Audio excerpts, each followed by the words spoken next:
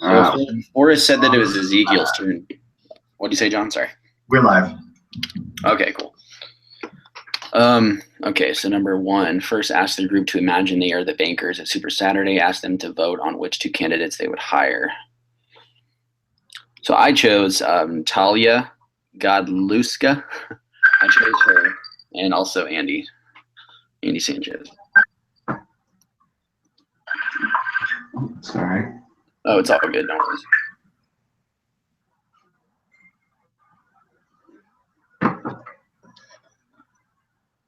I really liked, I think the, what was her name? Natalia. I really liked her. I also liked Ken. Ken, yeah. He was the one that was in the military, I think, right? That was the... Yeah, he's the one with the family. Yeah.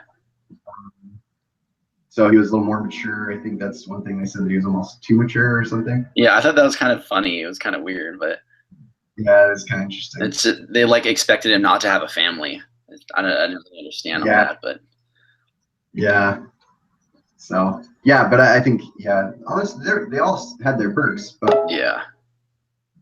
I think I wonder if they're joining the other one that you sent. Yes, I joined, but no one is there. Huh. Oh, Forrest is on here. What's up, Forrest? Hey, Forrest. I was having some major problems getting on. I'm using my friend's phone right now. Yeah, this is the new link. If he clicks on this one, it'll... I think the link is working. I was just using Firefox and it wasn't working, and then I was trying to use Chrome and Safari, and that was messing with me for some reason. Weird.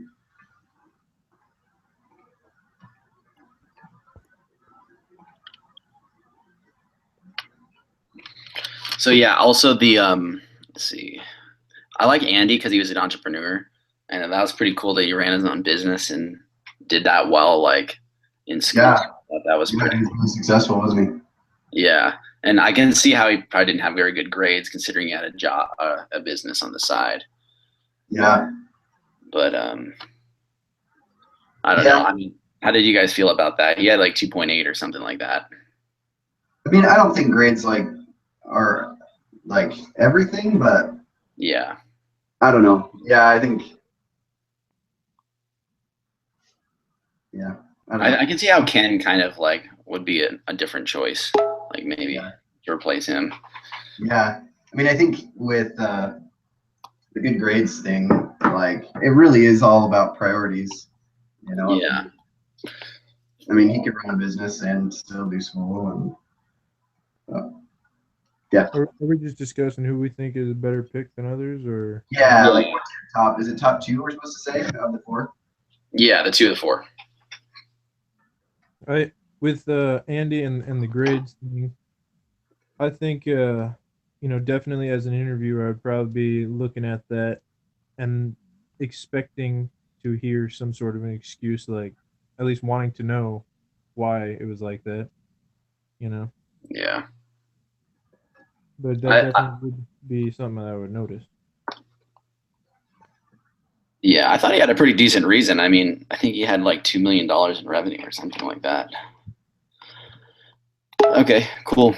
Go through each of the 4 candidates and discuss why the people on your team would or would not hire them.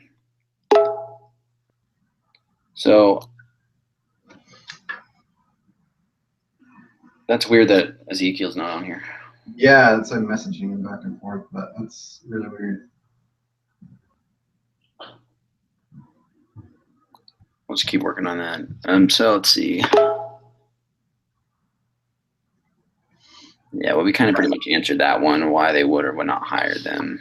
Yeah, so like Natalie, I mean, I guess if you just look at the negatives, like they're worried about her English, and yeah, I thought that was not a very good reason. That wasn't a good enough reason for me. Yeah, was that basically it? I mean, it seemed like that was all they had. I think they also said that she wasn't fit. She didn't fit right for the culture or something like that, or there's a couple people. Didn't fit in at the parties and stuff, right? I think she something like that. It's like that. I mean, especially if you're like a salesman, like you're out trying to get accounts and stuff. That makes sense. Yeah, that's true. But she did. I mean, she was super qualified. She seemed like she was very hardworking. So she was. I think she was one of my tops. I mean, her and Ken, I think, were my two favorite. Yeah. But yeah, I mean, I wonder how bad her English really was. You know, I mean, was it understandable? And like you could just tell she had like an accent, because a lot of people kind of are that way. But right. Communicate fine. But if there was points where you really couldn't understand her, then that would be kind of a deal. Yeah, I can see how that could be probably a little bit of a problem. But and then the second person, I think his name. What was his name? Steve Martin Street. Okay, I was way off. Okay. He I think he showed up during the middle of it while they were conducting the yeah. Like he just showed up kind of late and they were kind of wondering. Yeah, he didn't tell his grades because like it was against their policy or something. So it seemed like it was a little bit like you just didn't know much about him, so I couldn't really. Yeah, that's true. And there could be reasons for why he was, showed up a little bit later. We don't really know, but they kind of assume that he wasn't as committed to it as he should have been. And then which one did you like worst? What? Which candidate did you like? I think Andy was probably the one that I liked the most because you like Andy? I'm most like Andy. Just really focused on a lot of things, but trying to balance them and realizing that grades are important and everything. Sometimes, as long as you've learned the lesson, the grade doesn't matter quite as much. Yeah, I chose Andy too. I just thought that was really impressive that he was able to juggle this business with school and everything. And it sounds like he's taking care of his brothers and stuff like that, and working well with. There's Ezekiel. We're missing. Ezekiel. Yeah, we're missing Stephanie. Stephanie, though, yeah. Hey, how's everyone doing? Hey, good, Ezekiel. Great. So that link was causing you trouble. Yeah, the link was giving me some trouble. Yeah.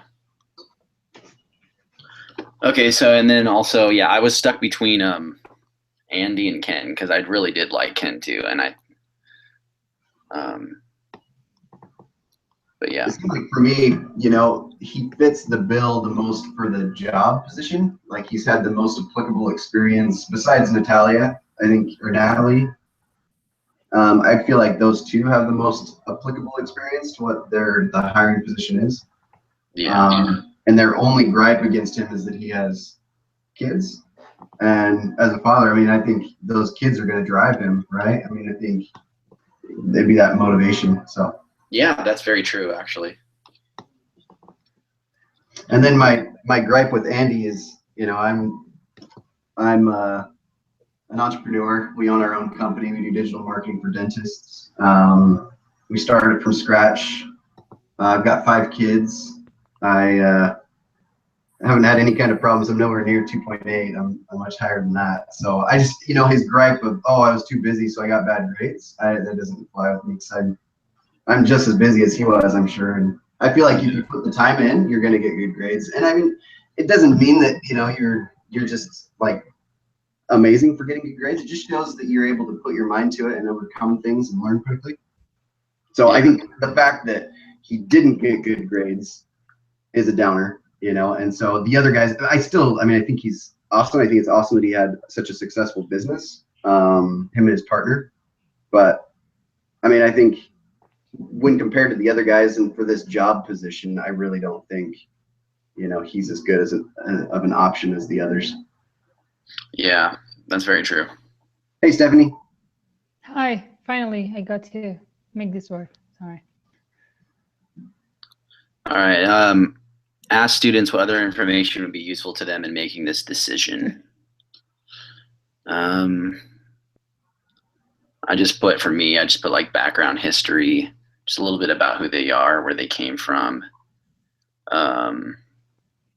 whether they fit the company culture. Do you guys have anything else for that? I mean, I think for Martin, there's a lot of question marks. The others, I feel like we know a decent amount about. Martin, we really don't know a ton about, so it'd be nice to know, more about him. Yeah. So he's kind of an outlier. I really don't want to vote for him because I don't know much about him, other than the fact that he served in the military and he's got some leadership experience. That's all you know. Yeah, basically. I mean, not that it's like super important, but I kind of want to know their goals on where they want to be. Sure. Mm-hmm. See if this is stepping stone for them, or if this is their end goal, or see that future commitment what they're seeing right now. Yeah. Let's see, what else would you want to know about the type of person who can succeed at SG Cohen? Sorry. I think the reading kind of talked about knowing how well they can work when they are in a team, like a team setting.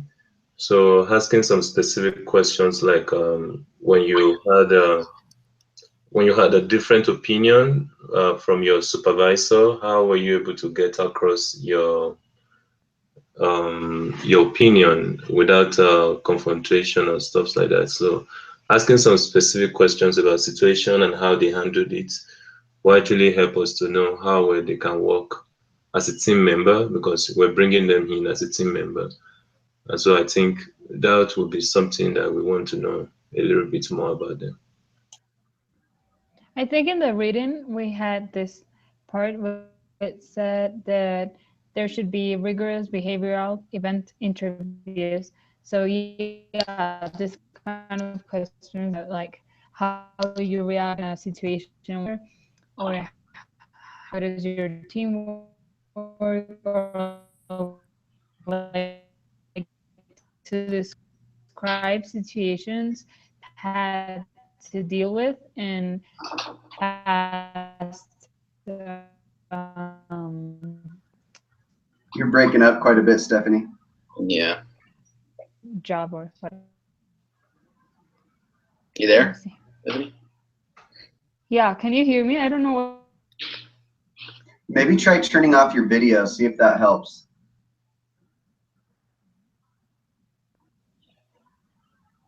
Hello? Yeah, try it now.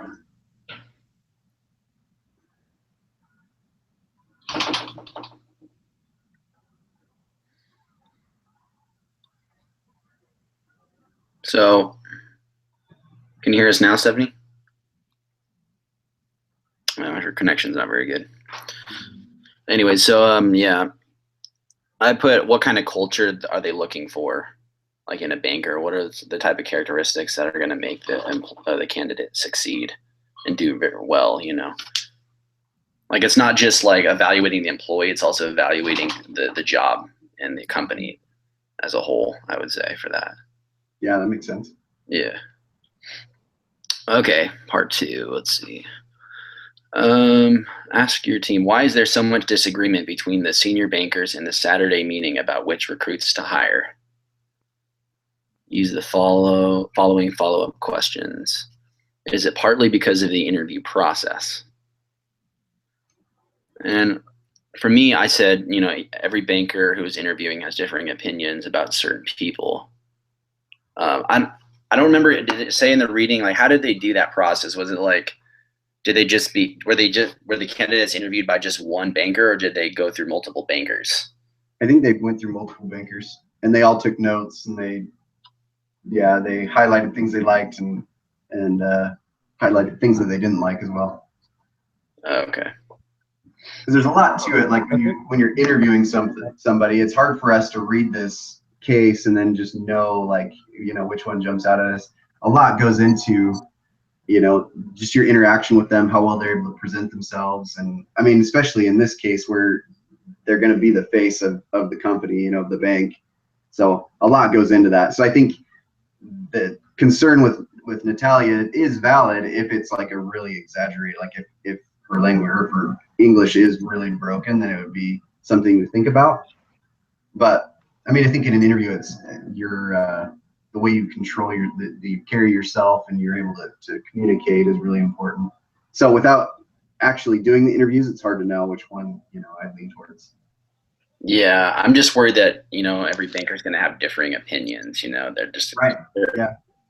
And that could They definitely said that they had different opinions all the time. And I guess that's kind of the beauty of it, right? So hopefully you can all like narrow it down, and then it's by majority vote. And I mean, I guess that's kind of nice, but it does kind of lengthen out the process having that many people involved. Yeah. Well, and I think they kind of mentioned like trying to get the right people on your interview board. But I think like the diversity in the opinion might be as a result of, people trying to evaluate their personal character with what the person is bringing on board rather than the job specific character. So you're trying to like compare how good you are with how good this new person you're interviewing is. Right. Or in other words, you might think you're actually so great while you're not all that great. So I think it's just like trying to compare your personal character to what they have, and I think that might actually have been one of the reasons why they have so much differences in opinion. Yeah. Cool. Why might there be better ways to learn about the candidates than traditional interviews? What else might they try? Answers might include the following: have applicants demonstrate the ability to do certain job tasks. I think that'd be a great way to do it, just more hands-on rather than just, talking. Some people are better with, actually hands-on doing things. Yeah. And in like a team atmosphere, see how well they work together and see what types of personalities emerge from that. Yeah, I'm kind of thinking that in that situation, doesn't it kind of create a bit of a problem in identifying people that are super skilled with people that have so much potential to learn? Because I mean, this is a situation where we're trying to maybe see how well they use some software or some random stuffs in the company, some of their skills that we think they should be bringing on board, whereas it might just be like someone straight out of college that probably have been doing a lot of theories and practically doesn't have any practical experience. So how do we kind of align like seeking skills with like trying to get potentials? I don't know if that makes sense. So like, how do we align trying to get potentials, people that can actually learn, grow, and actually bring the company to a greater heights rather than just getting people that feel they are so skilled and they don't even want to learn again? I think they could. Can you hear me now? Yeah. Okay. Hopefully it will work. They could also like have the candidates that they choose be at place for maybe a month or I don't know, a week to see how they actually work with others so that the candidates can also realize if they like the job or not, and employees can make the decision if they are actually performing like they were expected to. Because one thing is the interview, and then another thing is when you are actually there in the position and have to develop or do what you have to do. So they could probably try that out. Interviews are kind of limited to what the other person tells you, and maybe seeing them in action or doing their job, it would give them a better idea if they're going to be like good employees for the company. Yeah. It actually says that right there. It says have them do internships or have them spend a whole day with someone to see what the job is like. I agree with Stephanie, because I think that's probably the best way to go about it. Like you said, like the interview is pretty limited to, get to know them and see how well they are in the workforce. And then it says, do the interviews? Oh, go ahead, Forrest. Sorry. I was gonna say, doing it that way too, they may weed themselves out. I mean, I've Yeah. definitely gone into the job and not, it wasn't exactly what I was expected. So maybe they go into the job and it's different culture or just different tasks than they actually expected, and they decide for themselves they don't want to do it. Yeah. And since not actually hired, they don't feel the commitment to stay and tough, just tough it out. Yeah. Yes. And then this is focus on behavioral questions. For example, tell me about a time when you disagree with your boss. What did you do? Questions like that. More in-depth questions. Yeah, I think that's something Stephanie was alluding to earlier. So that's good. Yeah. What are the criteria for choosing candidates at SG Cohen? Is there any criteria? Well, right now they're interviewing people like MBAs and stuff, right? So that's kind of where they're at. So Yeah. like college degree is important to them. It sounds like business experience, banking experience, leadership experience. Yeah. I also just put like basic things like, hardworking, driven, motivated. Mm-hmm. Yeah, like I think the reason why they were worried about Ken is because he had a family. He wasn't willing to work 24/7. So yeah, hardworking and willing to sacrifice. Yeah, definitely.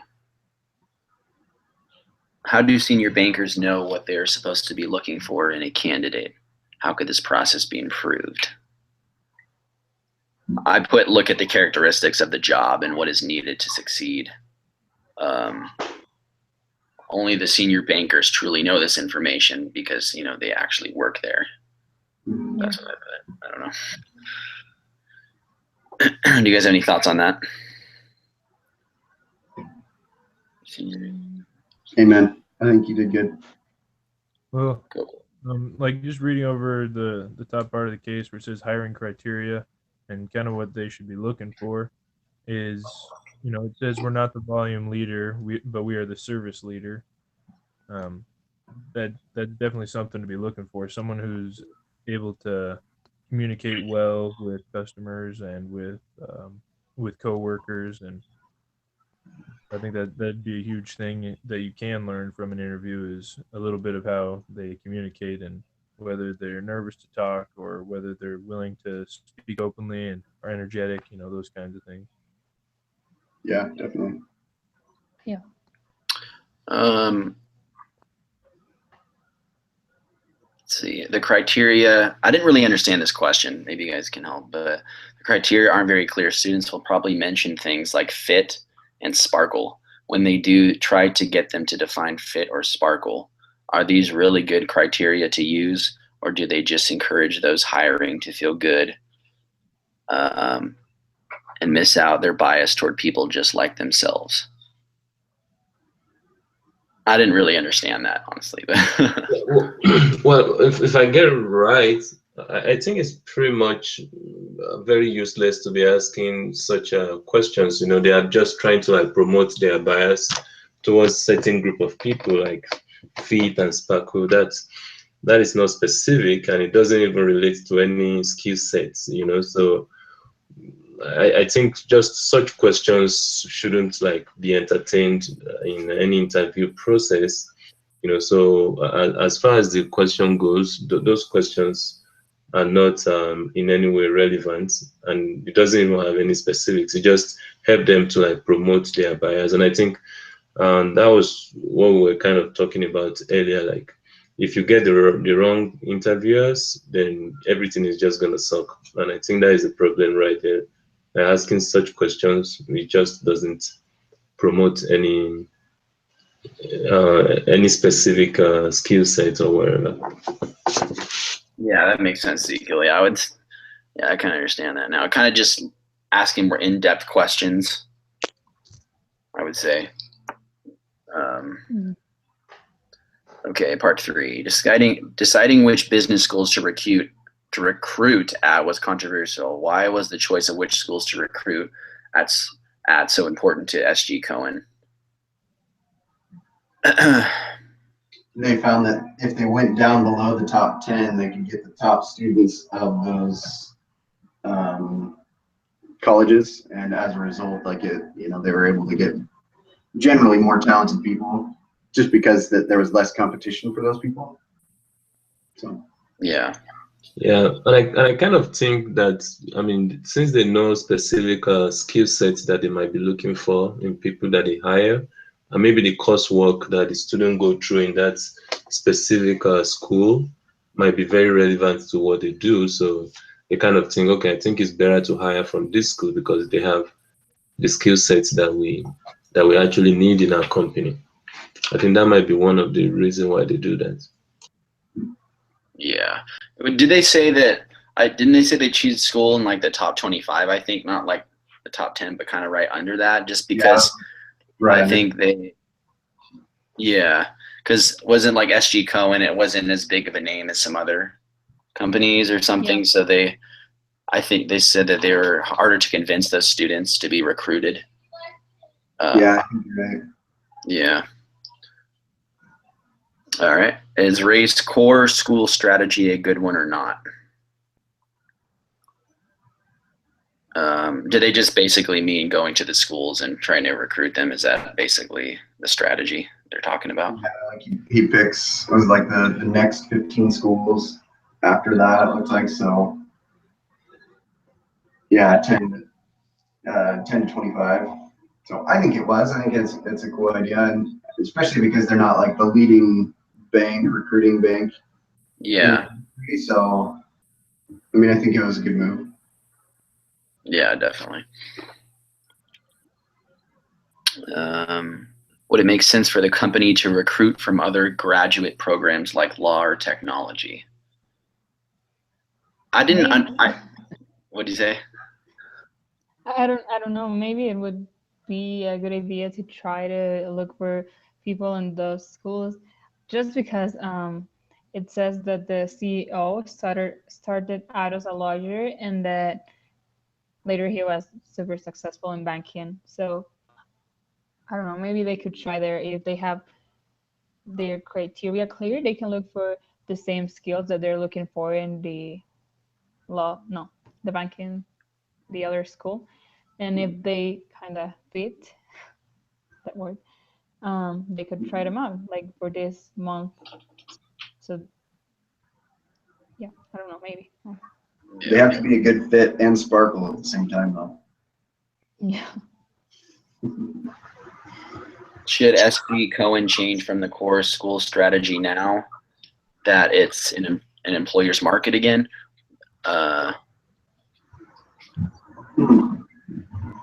Well, let's see. I put they could probably go back to the top 10 schools and get top applicants. That's what I said. If they're, Okay. Okay, sounds good. I'm not sure. Let's see. Yeah, that's what I put. Just because. Sorry, I'm getting distracted here. If they have like succeeded in their business and they've proven that their company is, even more successful, then I don't see why they should go to the top 10 schools instead of the lower, 5 schools or whatever. Yeah, maybe they could do, half and half. I don't know. Half of the recruiting from the top and half from the other, and just see what type of applicants they get. What are the pros and cons of SG Cohen's approach to recruiting on campus? I put the pros: finding young, driven people. This is definitely a really good pro. And I would say a con, maybe like lack of experience because they're just coming out of college, maybe. Amen to both of them. Yeah. Do you guys have any other thoughts on that? I mean, the beauty of hiring somebody young too is that they're generally more moldable, but the downside to that too is, just like you said, they don't have the experience, so you're gonna have a lot more training and whatnot that's involved. But if that's what you're looking for, you're looking to train somebody into what you want them to be, then it'd be smarter to try to get them earlier. Yeah, and I think my teacher was kind of talking about some companies just hire people that are like straight out of college, because they have this rigid system that they are trying to like indoctrinate people with, so as you're coming out of college, they are busy teaching you how their company works. And because those guys lack experience, you are just gonna like follow what they are teaching you. So if you are looking for someone to just teach specific way that you do stuff, then yeah, it's a good fit.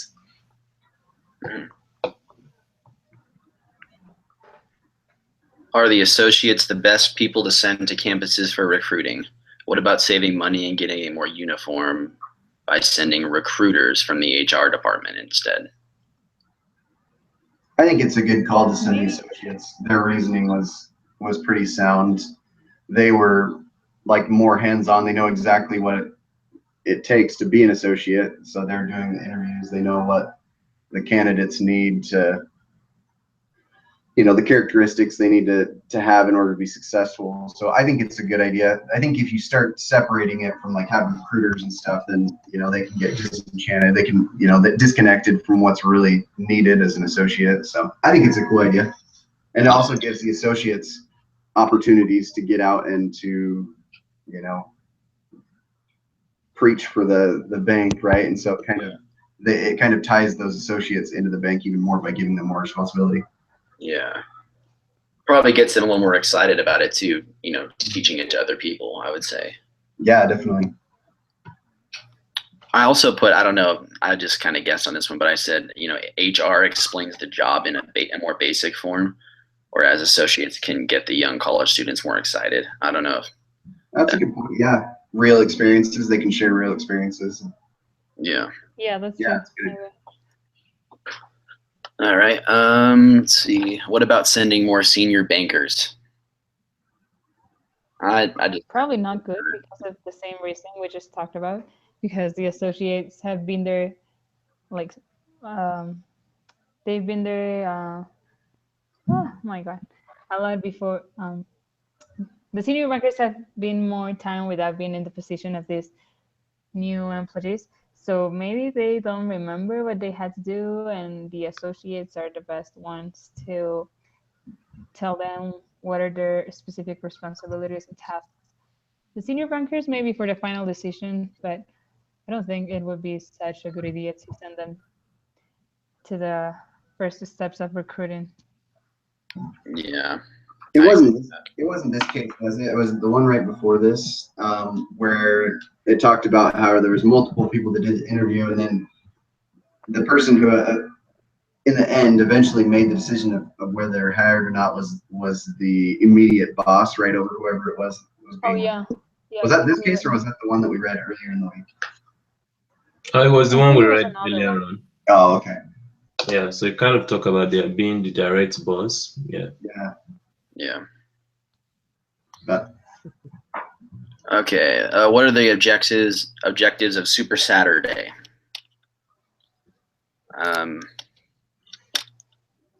I just kind of gave a basic answer. I just put to allow all the candidates to be interviewed. I think so too. The nice thing about meeting everybody like the same day is you have certain people that stand out more than others, and like so if you meet one person and you wait some time and meet another person, it could just be different timing. Your emotions and stuff play roles in it. How you're feeling that day and whatnot. So having it all in one day is kind of nice. It could be pretty stressful too, though. So I don't know. Yeah, that's actually a good point, though. Like you're able to see all the candidates and kind of see how. Yeah. Back to back. Well, especially when they're being interviewed by multiple people. If they're interviewed by multiple people on different days, then you're right. It may just be a mood or time or whatever. Multiple interviewers are able to see the same person and know that it wasn't just because of a random circumstance that they were different, That makes sense. And then, do any of the objectives conflict with one another? You guys have any thoughts on that? I don't think so. Yeah, me neither. I didn't put anything for that one. Yeah. Okay. What kind of information did SG Cohen gain from candidates during this process?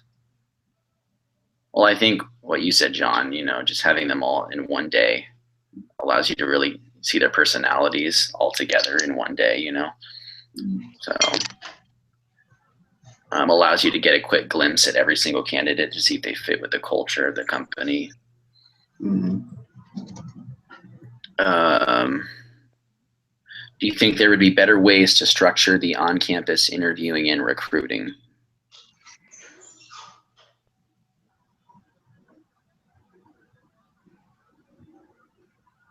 For me, I put if I would have each candidate go through a bunch of mini interviews with a lot of different bankers and then see collectively what the majority of them say about a candidate. But I'm pretty sure that's kind of what they did. I don't know. Yeah, I think you're right. I think that's kind of what they did. I mean, I feel like it's a pretty good strategy, but yeah, I think that's a pretty good strategy because then you can kind of weed out personal opinion based on majority conclusions, Mm-hmm. And I think it also helps. Like they're worried about certain people having bias towards certain alumni, which school they were going to. So by having multiple people interview them, then it kind of reduces that bias a little bit.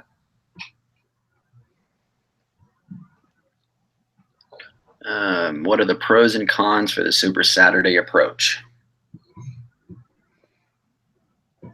I just put that it's very long and tiring and it's on a Saturday.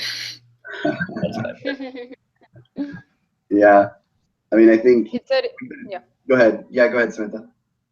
I was just going to say that it said that it was super tiring for the ones that were interviewed and for the interviewers. So maybe that's a con. Yeah. I would say that's, probably the main one. I guess it's probably good to see people when they're super tired too, though, and how they're gonna, act.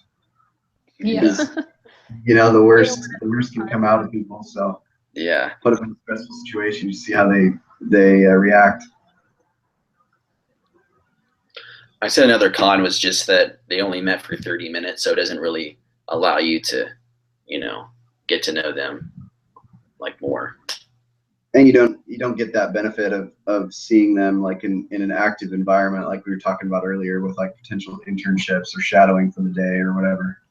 Yeah. All right, part 5, final wrap up. What is the difference between recruiting and hiring? And so I put, that's pretty, it's pretty basic. Recruiting is getting people informed and hopefully excited about working for the company. Mm-hmm. And hiring is breaking down the candidate and evaluating whether they would succeed in the company. That's what I put. Yeah, that's a good definition. Yeah, I think that's a very good definition too. Cool. Yeah, I agree. What did you learn from this case about recruiting? I put that there are many ways to approach it. That's what I put. Yeah, and more so, it's always good for a company to have a specific process that meets their skill sets that they are looking for. So I think that's something. Go ahead, Stephanie. Sorry again. No, I think it's actually very interesting to have this class just now because there are several types of recruiting, and also the hiring process, it needs to be very clear for everyone. And like right now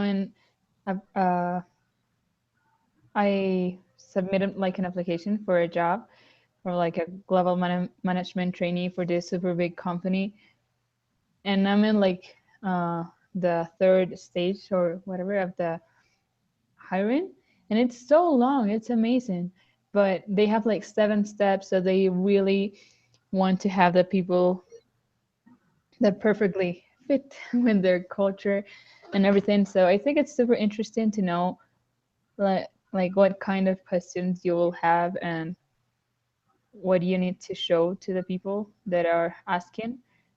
And I think it's super important for a company to have a clear idea of what they are looking for in a candidate, and that everyone agrees with that criteria so they don't fight with each other about liking a candidate or not. That's a lot of steps, 7 steps. Wow. Yeah, it's like horrible. Yeah. You All know, right. I think the thing that I learned most about recruiting in this is it made me like think about the fact of it's much more difficult to keep on hiring and firing people, until you get the right one, than it is to put a good effort into finding the right person at first. and, and a lot more expensive too. Yeah, a lot more expensive. Yeah. And then, what did you learn about hiring?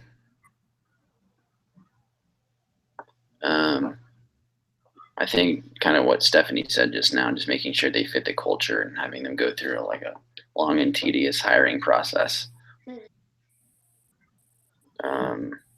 Finding people that don't just follow a set of tasks to do, but can like do things by themselves.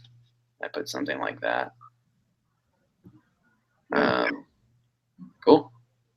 And then ask each team member to rate the discussion from 0 to 10. 100. I agree. 10. Yeah, I would say 10. You did good. Yeah, 10. Cool. All right, that's it. Sweet. I'll stop the